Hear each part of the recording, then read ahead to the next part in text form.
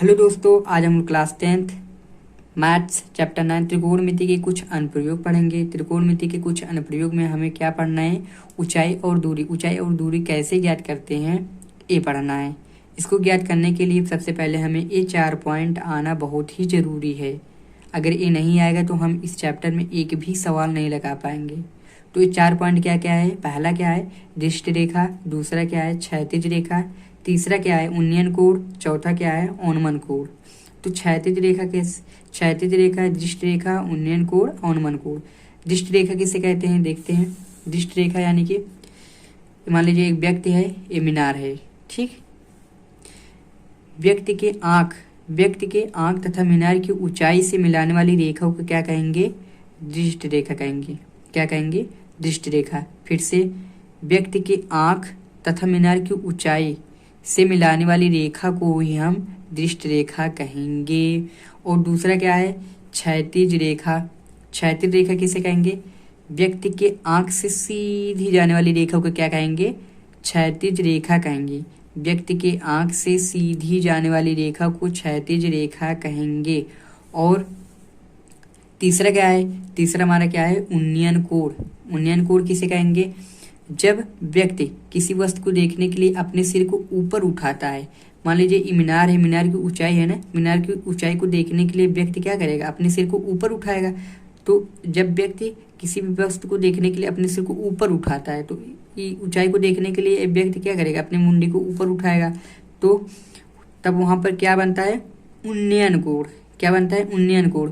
उन्नयन कोण हमेशा क्षैतिज रेखा के ऊपर बनता है। क्या बनता है?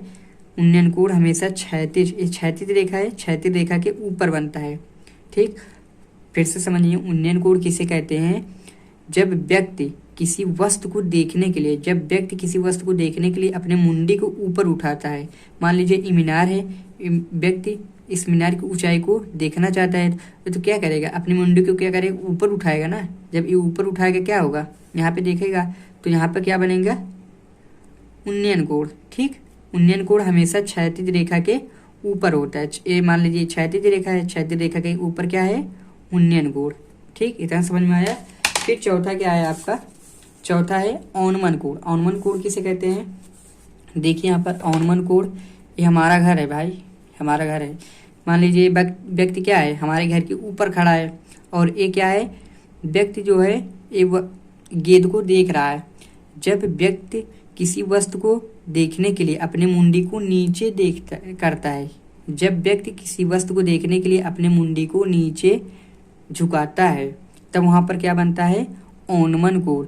मान लीजिए ये हमारा घर है, हमारे घर के ऊपर चढ़ गया और एक यहाँ पर गेंद है, इस गेंद को देखना चाहता है तो ये क्या करेगा? अपने मुंडी को नीचे झुकाएगा ना। जब ये अपने मुंडी को नीचे झुकाएगा तो यहाँ पर क्या बनेगा? औन्मन कोण।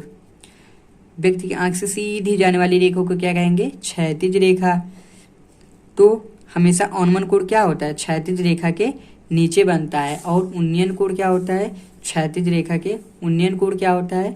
उन्नयन कोण जो होता है क्षैतिज रेखा के ऊपर बनता है। और औन्मन कोण क्या होता है? औन्मन कोण हमेशा क्षैतिज रेखा के नीचे बनता है, ठीक है। समझ में आई बात पूरा? एक बार फिर से देखिए, दृष्ट रेखा किसे कहते हैं? दृष्ट रेखा व्यक्ति के आंख तथा मीनार की ऊंचाई से मिलाने वाली रेखा को दृष्ट रेखा कहेंगे। फिर दूसरा क्या है? क्षैतिज रेखा। क्षैतिज रेखा किसे कहेंगे? व्यक्ति के आंख से सीधी जाने वाली रेखा को दृष्ट रेखा, क्षैतिज रेखा कहेंगे। फिर तीसरा क्या है? उन्नयन कोण। उन्नयन कोण किसे कहेंगे? उन्नयन कोण किसे कहेंगे?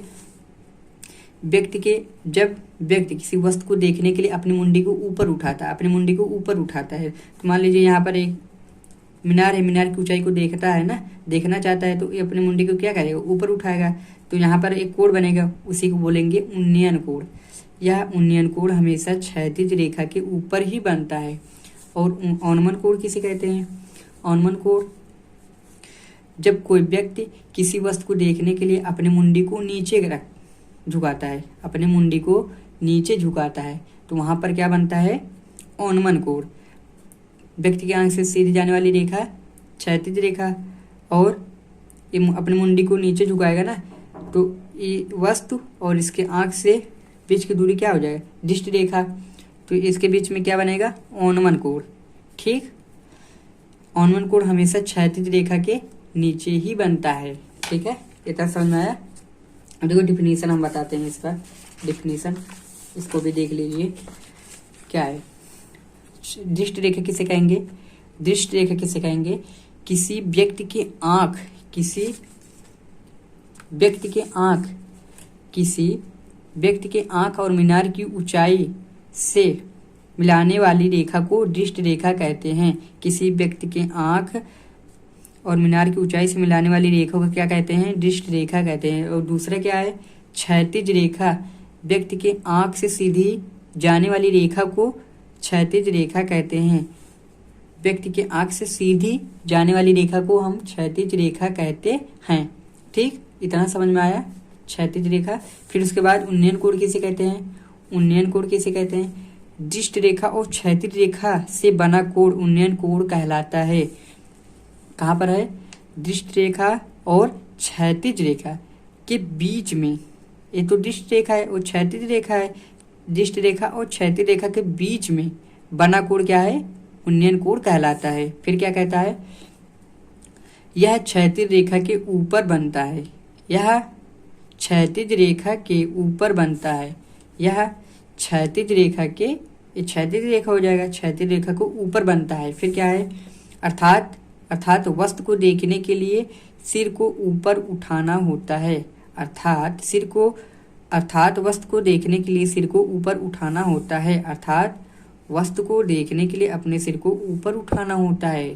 ठीक, फिर उसके बाद औन्मन कोण क्या है, चौथा औन्मन कोण क्या है, दृष्ट रेखा और क्षैतिज रेखा से बना कोण औन्मन कोण कहलाता है। मान लीजिए दृष्ट रेखा हो जाएगा, क्या हो जाएगा, दृष्ट रेखा हो जाएगा, ये हमारा दृष्ट रेखा हो जाएगा, ये हमारा क्या हो जाएगा, क्षैतिज रेखा। दृष्ट रेखा और क्षैतिज रेखा के बीच में बना कोण औन्मन कोण कहलाता है। फिर क्या कहता है, फिर कहा जा रहा है इसमें फिर क्या कहा जा रहा है, यह क्षैतिज रेखा के नीचे बनता है, यह क्षैतिज रेखा के नीचे बनता है, यह मतलब औन्मन कोण क्षैतिज रेखा के नीचे बनता है। ये क्षैतिज रेखा हो जाएगा, क्षैतिज रेखा के नीचे ही तो एक कोण, तो औन्मन कोण हो गया। फिर उसके बाद अर्थात वस्तु को देखने के लिए अपने सिर को झुकाना होता है, ये क्या है, ऊपर हमारे घर के ऊपर खड़ा है, तो ये वस्तु को देखने के लिए क्या करेगा, अपने सिर को नीचे झुकाएगा ना। ठीक, समझ में आया। Thanks for watching video.